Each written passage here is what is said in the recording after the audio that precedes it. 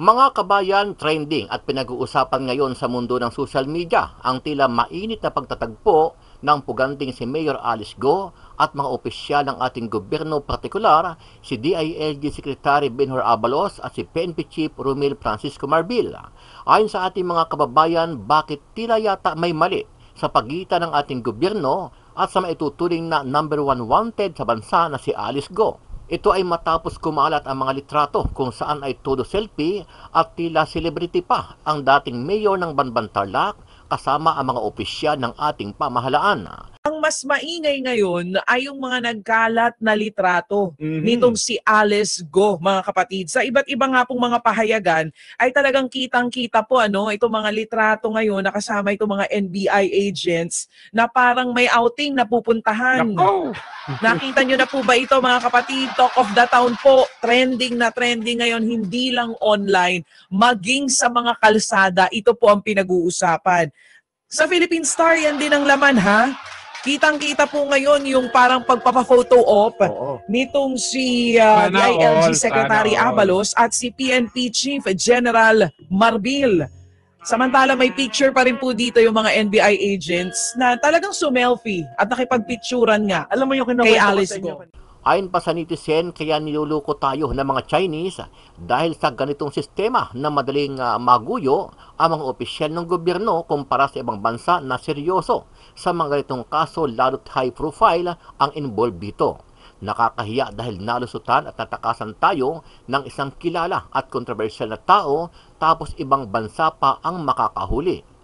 Diba, pag public official ka, okay, ikaw isang NBI agent, na meron kayong matagal ng tao, na pinagahanap, na may mga kinakaharap na kaso, selfie ka ba? Hindi dapat po natin tinatrato na celebrity o VIP. Nag-private plane pa. Kumapit kayo. Kaninong gastos? Syempre, gastos ng taong bayan. Hindi ba tinutugis natin ito eh? Tinutugis at na nga sila, na-criticize sila. Bakit kung sa ating mga reporter na-iskupan kayo ng Indonesia? 'Di ba? Nauna ang Indonesia sa inyo tapos ganyan kayo kasaya. Sampal na nga yun sa ating mga otoridad. 'Di ba may biro-biro pa nga. Napadala natin ang Indonesian authorities dito sa Pilipinas. Baka mahanap yung mga hindi natin mahanap-hanap. Si Pastor Apollo Quiboloy, si Gerald Bantag, 'di ba? I-import natin. Huwag sibuyas ang i-import natin, otoridad, para mahanap natin yung mga hindi natin hinahanap. Maging itong si Senadora Risa Hontiveros ay naglabas din ng kanyang pagkadismaya dito kay Abalos at Marbil dahil sa ipinakita nila sa publiko na tila hindi kriminal ang kanilang sinundo sa ibang bansa. Ayon pa kay Hontiveros, masyadong kampante at masaya pa itong si Go habang nakikipag-selfie sa mga otoridad na parang wala siyang kinakaharap na mabigat na kaso. Matapos niyang makipagtaguan sa batas, ginawa namang fan meet nitong si Alice Guo ang pagka-aresto niya. Kulang na lang red carpet. Tingnan natin kung gaano siya ka-photogenic sa hearing sa Lunes. Only pictures siya doon. Isang paalala rin sa ating mga kasamahan sa gobyerno. Hindi dapat ginagawang social event ang pag-aresto sa isang pugante sangkot sa patong-patong na kaso ng human trafficking, money laundering, fake identity at gross misconduct. Aniya magkakaalaman na sa Senado kung makakatawa pa siya dahil gigisahin siya ng mga senador at pipigain sa kanyang mga nalalaman sa sandamakmak na kasong kinakaharap nito. Alice Guo, the fake Filipino, will have a lot of explaining to do on Monday. Pagbabayaran niya ang pagsisinungaling niya, ang pagtago at takas at ang panloloko sa sambayan ng Pilipino. Samantala, tila na-insulto naman si Hontiveros at ilang mga senador dito kay Sheila Go matapos makuha pang tumawa sa gitna ng pagdinig sa Senado kahapon. Kasi ilang days na po kami sa Singapore. Okay, kaya na-board? Oh, hindi. Meron din po. Nakakayanin nyo pang tumawa kahit sa prospect na 500 years na pagkabilanggo kung ma-convict kayo sa kahit isang count lamang ng money laundering. Sana seryosohin nyo po itong hearing na ito Sa pagpapatuloy ng pagdinig, pinuna ni Senadora Joel Villanueva ang tila hindi pagsasabi ni Sheila ng totoo kaugnay sa kanilang biyahe papalabas ng bansa patungong Indonesia. Pwede mong sabihin ngayon na maaari kang nagkamali. Pero ang narinig namin lahat, kaya ka pupunta ng Singapore dahil bored si Ay, Wesley. sorry po, baka mali lang ako ninig talaga kasi So ano yung totoo? Indonesia kasi ang ang naalam ko yung tanong So mo po. Sheila, again, na-bored sa Singapore, pumunta ng Indonesia. Kahit medyo naguguluhan kami doon. Hindi kasi Sa nakailan, Singapore ka na eh. so po, Tapos gusto mong pumunta sa Indonesia. kasi nakailan days na po kami sa Singapore. Maging ang mga passport na ginamit ni Go ay questionable rin dahil hindi tugma ang mga nakalagay ditong impormasyon, bagay na ikinainis ito ni Hontiveros. Pero eto, Miss Sheila, so sinabi mo hindi natatakan yung passport mo. Hindi mo naalala yung pinakita ko nung nakaraang hearing. Ito yung passport mo, may tatak o tatak kuno. Hindi Diyan ko sa alam Sabah. Hindi ko alam po kasi saan galing kasi ang alam ko yung babae ang bahala dyan. Yung babaeng bahala dyan. Pero ito, pinapakita ko sa inyo. Opo. Pinakita na namin ito nung nakaraang hearing. May tatak yung passport mo, entered Sabah. Alam ko. So may tatak. Opo. Ang problema, hindi nagmamatch ang stamp. Sa kabuuan, hindi kumbinsido ang mga senador sa mga paliwanag ni Go, kaya magkakaalaman na kung totoo o puro kasinungalingan ang mga pahayag ni Go kapag nag-resume ang Senado sa kanilang pagdinig sa Lunes, kasama ang dating mayor ng Banbantarlac na si Alice Go o Go Huaping. Kasi pagdating kami sa Sempen na, may ano pa, biyahe pa kami. Biyahe kami, tapos dalating sa isang lugar, Malaysia na yan. Nakainan alaw kasi kami doon. Ayon sa kanila, wala kayong legal entry sa Sabah. Pati yung stamp sa passport na nag-i-indicate na dumating kayo sa Sabah, fake daw yung stamp na yan. Kinumpara nila sa totoong stamp. Sa Sempen na, may biyahe kami sa isang lugar. Bago yun. Bago yun, Miss Sheila. Bago yung pagkatapos ng Shenzhen na. Wala. Bago ng Shenzhen na, kung ayaw mo talagang sabihin na dumaan kayo sa Kuala Lumpur, Wala po. dumaan ba kayo sa Bali, Indonesia, bago itong Shenzhen na? Bago Yun na itong hindi ko po Sabah? alam. Basta yun na yung biyahe ko. Hindi mo rin alam kung dumaan kayo ng Bali, Indonesia. Wala. Hindi kami Wala. Ano ang masasabi mo dito, kabayan? Sama-sama nating panuorin ang buong video at pakicomment nyo po ang inyong mga reaksyon at sariling opinyon. Pero bago yan, muli po ako nag-iimbita sa mga hindi pa po nakasubscribe sa ating channel na Kabayan News PH, pakipindot po ang subscribe button at pakiclick na rin ang notification bell para lagi kayong updated sa mga bagong upload natin na legit at napapanahong balita. Maraming pong salamat. Meron po siyang, ang PNP po ang naatasan na mag-serve po ng warrant of arrest at bit-bit po natin yung warrant of arrest na galing po sa Office of the Sergeant of Arms ng Senate po at yun po yung basihan kung bakit po natin siya i-custody for the meantime to undergo physical and medical examination prior to her turnover po sa Senate po.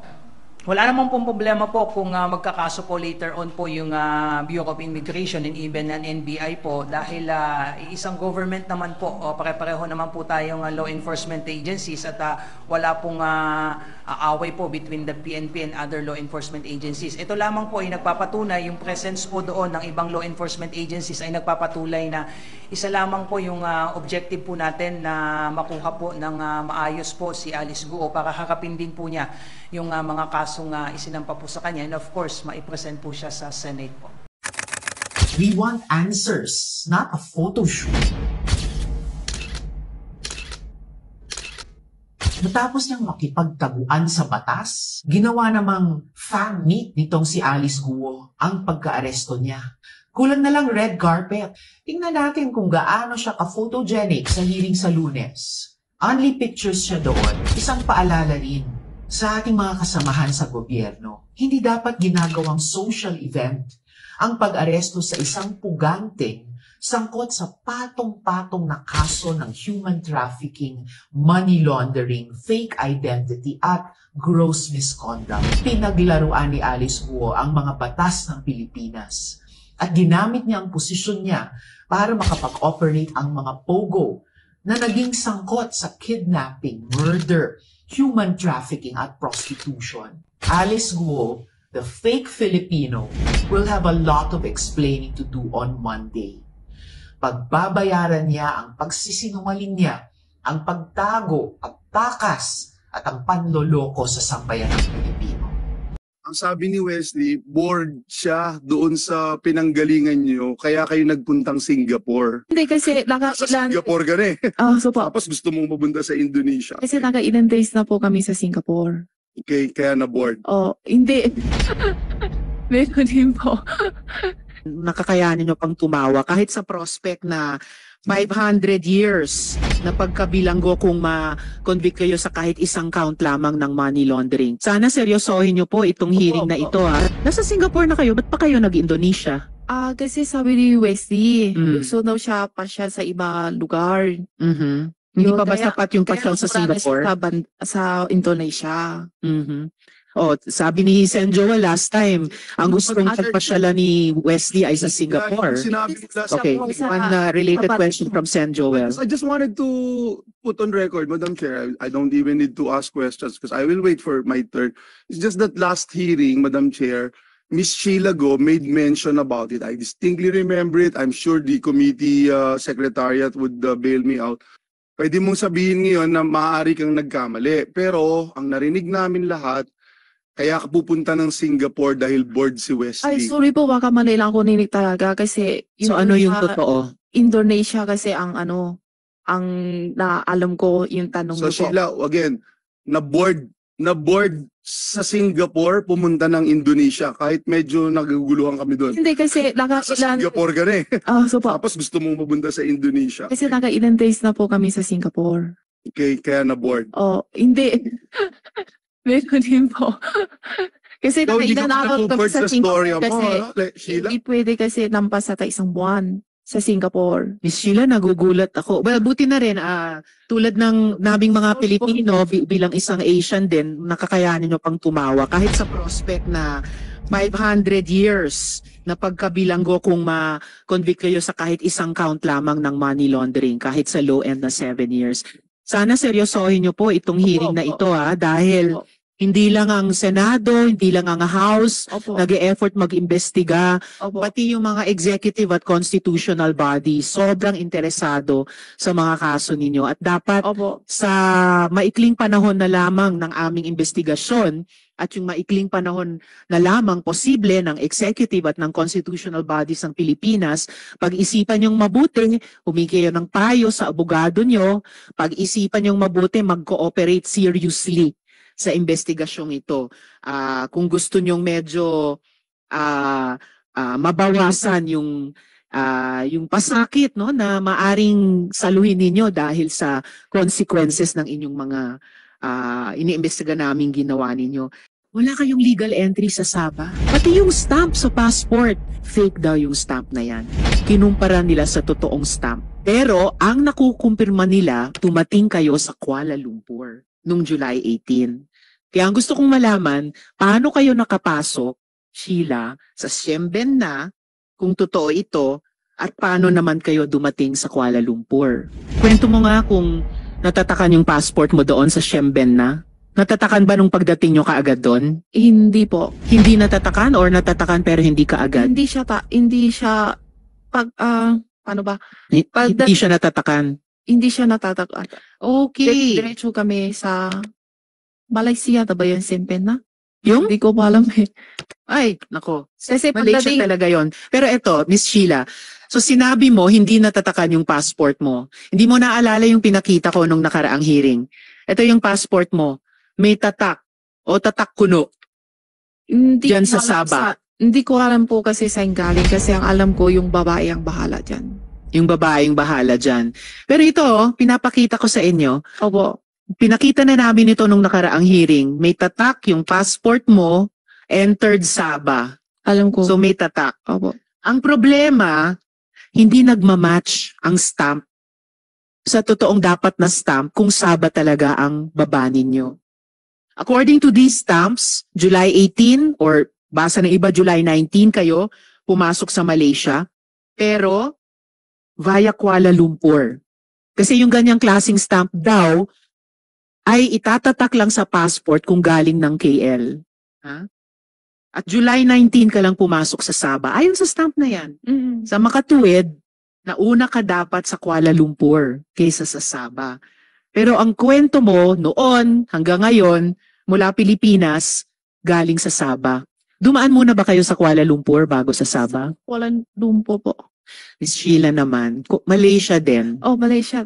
Kasi pagdating kami sa Sempena, Mm. may ano pa, biyahe pa kami. Mm. Biyahe kami, tapos dalating sa isang lugar, Mm. Malaysia na yan. Nakainan alaw kasi kami doon. Mhm.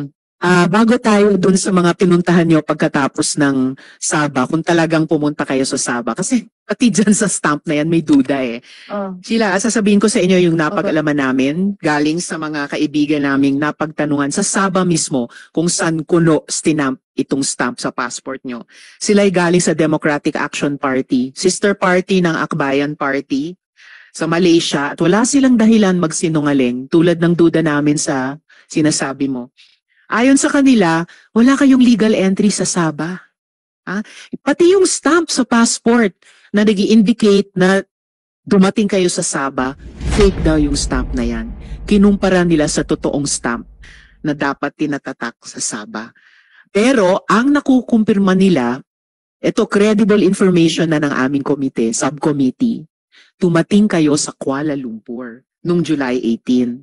Kaya ang gusto kong malaman, paano kayo nakapasok, Sheila, sa Siemben na, kung totoo ito, at paano naman kayo dumating sa Kuala Lumpur? Yung tatag lang yung passport na hindi ko alam. Basta, pagdating kami sa Sempena, may biyahe kami sa isang lugar. Bago yun. Bago yun, Miss Sheila. Bago yung pagkatapos ng Siemben na. Wala. Bago ng Siemben na, kung ayaw mo talagang sabihin na dumaan kayo sa Kuala Lumpur, Wala po. dumaan ba kayo sa Bali, Indonesia, bago itong Siemben na? Bago Yun na itong hindi ko po Sabah? alam. Basta yun na ang yung biyahe ko. Hindi mo rin alam kung dumaan kayo ng Bali, Indonesia. Wala. Hindi kami Wala. eh. Baliktad. Ang Tapos, alam nung makatapos. credible sources namin, nag-Kuala Lumpur muna kayo bago itong Siempen na o Hindi Sabah. po. Okay. So from Kuala Lumpur, paano kayo pumuntang Singapore? Plano po. Aeroplano yon. So nag-airplane kayo ulit. In total, sa biyahe nyo mula Pilipinas hanggang nung nahuli kayo ni Cassandra Leong sa Indonesia, ilang beses kayo sumakay ng aeroplano? Dalawa? Dalawa. Sabah hanggang Singapore Hindi. or Malaysia Sabah, hanggang Singapore. Sabah, Malaysia at Singapore dalawa beses po. Ang mas maingay ngayon ay yung mga nagkalat na litrato Mhm. nitong si Alice Go, mga kapatid. Sa iba't iba nga pong mga pahayagan ay talagang kitang-kita po itong mga litrato ngayon na kasama itong mga NBI agents na parang may outing na pupuntahan. Nako! Nakita nyo na po ba ito, mga kapatid? Talk of the town po. Trending na trending ngayon, hindi lang online, maging sa mga kalsada. Ito po ang pinag-uusapan. Sa Philippine Star, yan din ang laman, ha?